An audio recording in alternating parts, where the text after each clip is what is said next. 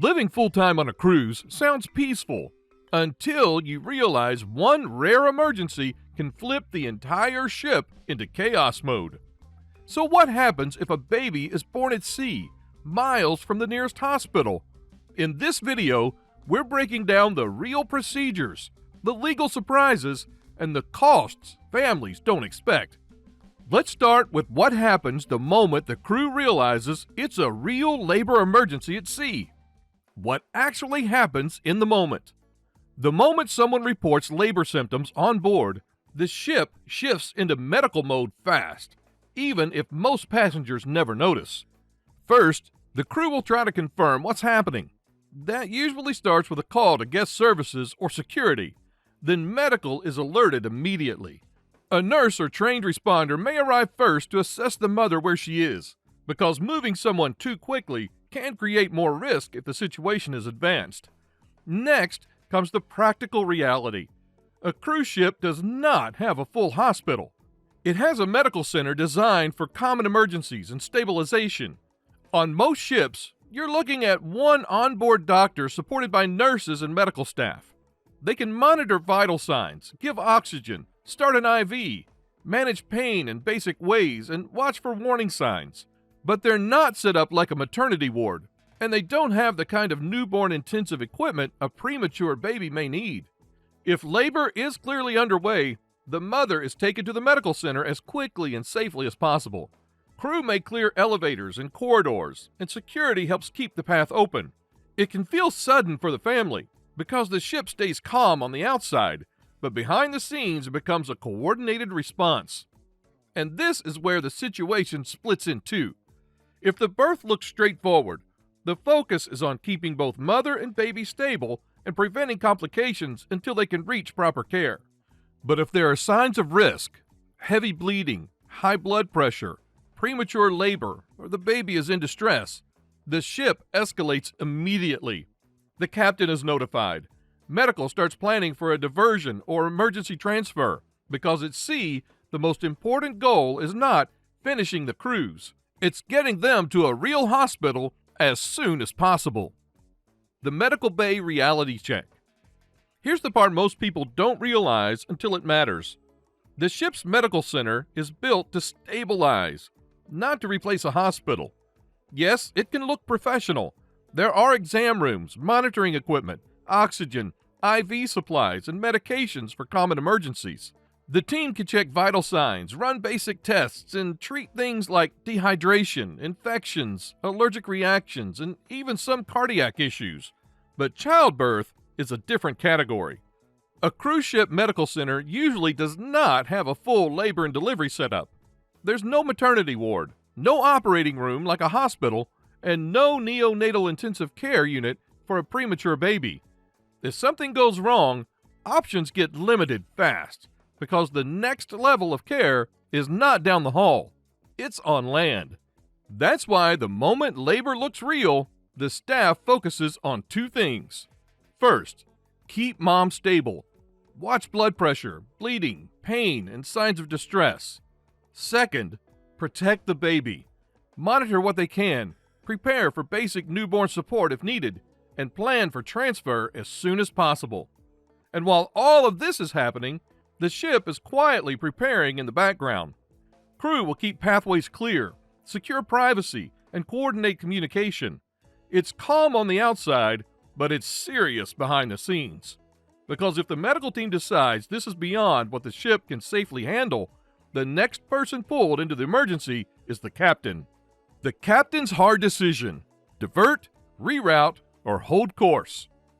Once the medical team flags a real labor situation, the captain is brought in quickly, not to make medical decisions, but to make the one decision that controls everything else: how fast the ship can get the mother and baby to proper care. At that point, the ship's itinerary stops being the priority. The question becomes, what is the safest, fastest path to a hospital that can actually handle a delivery and any complications? The captain will weigh the distance to the next port, the ship's current speed and position, and what kind of medical facility is available on shore. Not every port can handle an emergency the same way. Some have modern hospitals nearby, Others have limited transport, limited staff, or long delays. Weather is a major factor too. Heavy seas can make travel dangerous. Bad visibility can block an evacuation. And if the ship is far from land, even full speed ahead might still mean many hours before help is possible. This is also where coordination starts happening off the ship. The captain can contact maritime authorities and shoreside support. The medical team may consult with doctors on land. The goal is to decide early whether the ship can safely stay on course, needs to reroute to a closer country, or must divert entirely. A diversion is not a small change. It can disrupt thousands of passengers and affect multiple ports. But in a true emergency, it happens because there is no second chance at sea. And if the ship cannot reach land fast enough, there's only one option left that can beat the clock. Emergency evacuation rules. Helicopter versus nearest port. If the situation is urgent enough, the ship can request an emergency evacuation through maritime rescue services, including the Coast Guard in the region. This is the dramatic option people imagine, the helicopter rescue. But here's the reality. Helicopters are not guaranteed, and they're not simple. A helicopter can be limited by distance, fuel range, visibility, wind, and sea conditions. Even if one is available, it may not be able to land on the ship. In many cases, it becomes a hoist operation instead, where the patient is lifted off the deck or another safe point. That requires the ship to hold a steady course and speed, and it requires the weather to cooperate. And weather often doesn't. If conditions are poor, a helicopter may be grounded, delayed, or forced to turn back. That's when the ship has to choose the next best option. Reroute to the closest port that can get the mother and baby to a real hospital. Now that reroute can mean changing countries. It can mean skipping the next stop. It can mean arriving at a port passengers were never supposed to visit. Because the ship isn't just thinking nearest land, it's thinking nearest appropriate medical care. Either way, one thing becomes very important in a way most families never expect. Because the exact location of the ship at the moment the baby is born can create a legal puzzle that follows that child for years. What nationality does the baby get? This is where things get surprisingly complicated, because at sea, where you were born isn't always a simple answer. In most cases, a baby's citizenship starts with its parents. Many countries grant citizenship through the mother, the father, or both, even if the child is born outside the country. So for a lot of families, the baby will still qualify for the parent's citizenship, and that becomes the main path forward. But then there's the second layer, where the ship is physically located at the exact moment of birth. If the ship is inside a country's territorial waters, that country may have rules that affect how the birth is recorded and which authorities have jurisdiction over the event. Now, if the ship is located outside those waters, you're in international waters, and the legal framework shifts. Then there's the third layer people don't think about at all, the ship's flag. Cruise ships are often registered in places like the Bahamas, Panama, or Malta. That doesn't mean the baby automatically becomes a citizen of that country, but it can influence which legal systems govern the ship while it's at sea, and which paperwork standards apply. That's why you'll hear stories where a child seems to have multiple claims connected to them. Parent citizenship, the ship's registration details, and the baby's location at birth. In real life, though, it usually doesn't feel like a cool trivia fact. It can feel like a paperwork maze, because airlines, border officials, and consulates don't run on viral stories. They run on documents, official reports, and clear proof of identity. Quick pause. If this kind of cruise reality check content helps you travel smarter, hit like, subscribe, and tell me in the comments what cruise question you've always wanted answered. Now let's continue, because next is the part that turns this into a true legal mystery. Who is legally responsible? When a baby is born on board, the first question isn't just medical, it's legal. Who has authority over what just happened? If the ship is inside a country's territorial waters, that country can usually claim jurisdiction over onboard incidents, including how the birth is recorded and which local procedures apply. In plain terms, the closer you are to land, the more local rules can start to matter. If the ship is in international waters, things can shift toward maritime practice and the ship's flag state, meaning the country the ship is registered under.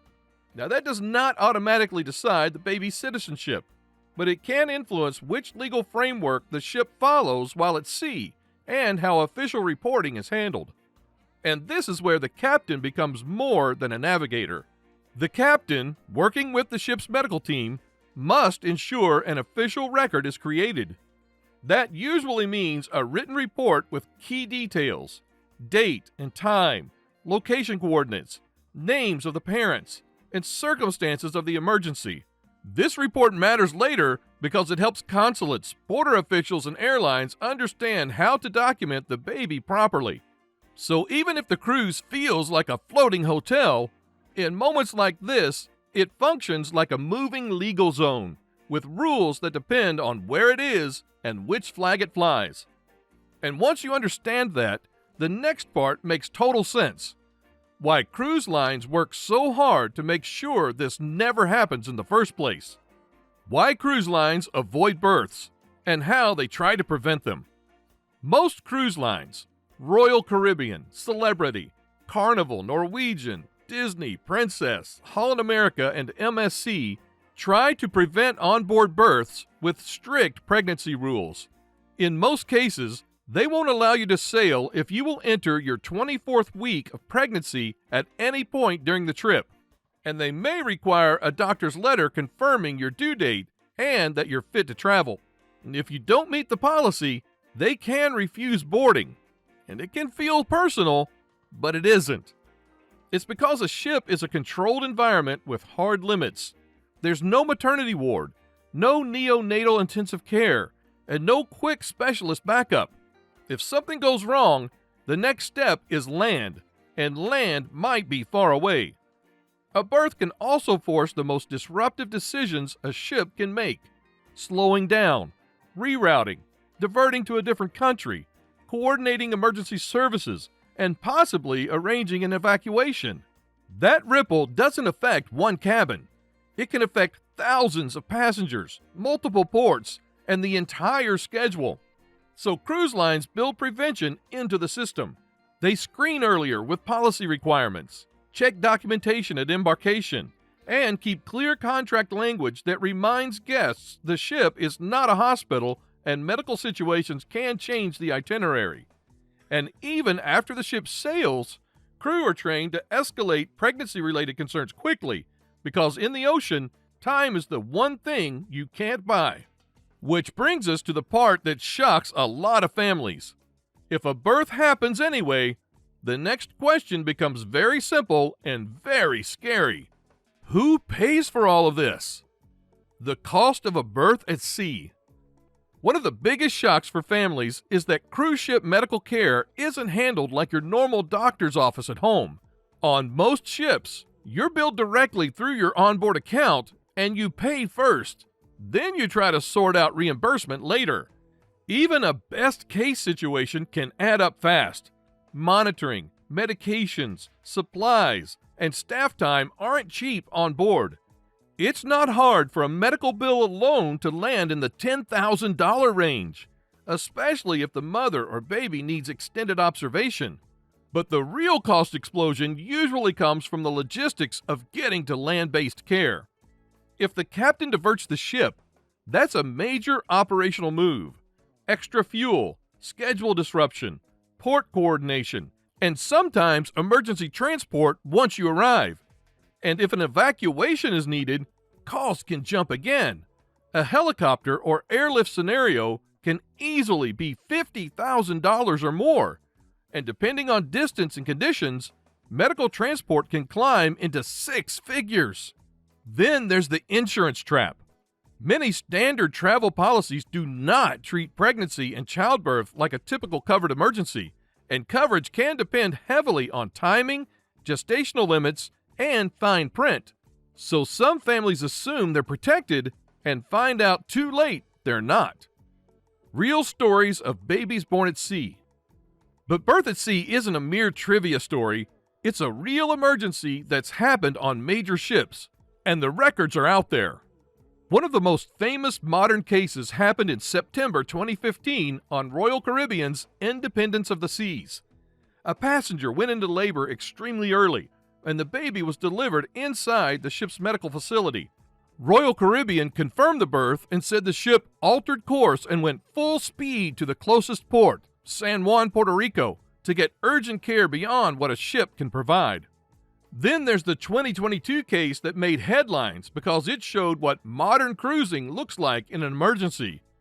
On November 29, 2022, a guest gave birth prematurely aboard Jewel of the Sea. Royal Caribbean said the onboard medical team delivered the baby and both mother and newborn were transferred once the ship reached Ocho Rios, Jamaica, with the baby admitted to a neonatal unit.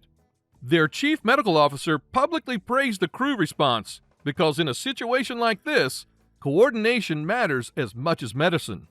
And sometimes it's not even about a port diversion, it's about getting help to the ship. In May 2010, the U.S. Coast Guard documented a medical evacuation involving a newborn who had been born on board a cruise ship off San Diego, with the mother and grandmother transported to meet emergency medical personnel.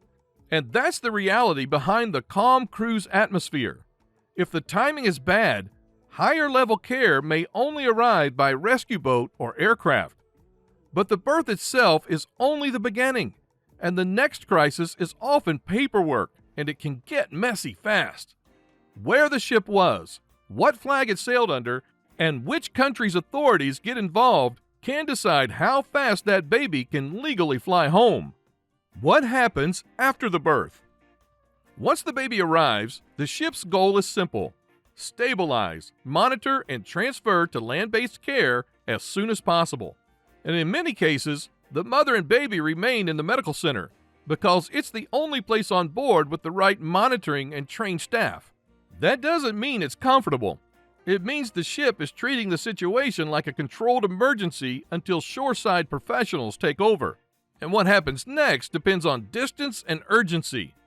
If the ship is close enough to a suitable port, the captain may head straight there and coordinate an immediate handoff to local medical services. If the ship is already nearing a port with reliable facilities, the transfer can happen as soon as the ship docks. And if the situation is critical and land is too far, it may escalate into a maritime rescue operation to get the mother or baby off the ship sooner. Behind the scenes, the ship is also coordinating the practical pieces, notifying port authorities, arranging an ambulance or clinic transfer, preparing a written incident report, and ensuring the family has copies of whatever medical notes the onboard team can provide.